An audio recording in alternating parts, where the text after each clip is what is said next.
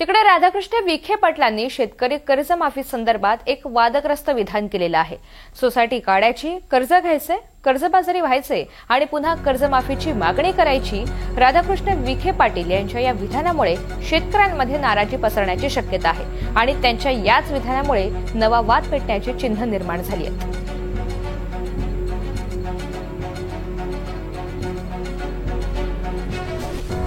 Society काढायची, कर्ज काढायचं, पुन्हा कर्जबाजारी व्हायचं, पुन्हा कर्जमाफीची मागणी करायची।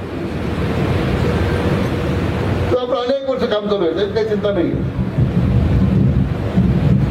महायुती सरकारनं तर जाहीरच केलंय देवेंद्रजींनी की 100% आम्ही शेतकऱ्यांचे कर्ज माफ करणार आहोत, हे आपल्या सरकारने जाहीरच केलेलं आहे। आणि पुन्हा कर्जमाफीची मागणी करायची असा शेतकऱ्यांविषयी राधाकृष्ण विखे पाटलांचा बोलण्याचा वेगळाच त्या ठिकाणी म्हणणं होतं।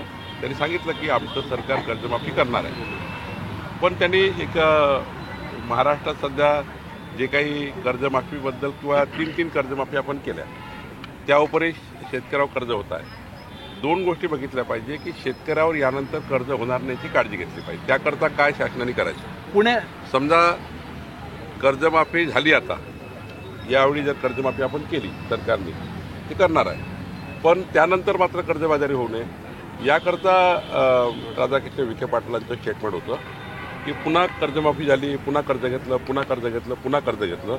त्यापेक्षा सर्वांच्याच मनात हे आता सरकार यावर आलं आहे की अनंतर शेतकरी कर्जबाजारी होऊ नये याकरता उपाययोजना करायच्या आहेत, त्या करणार आहोत।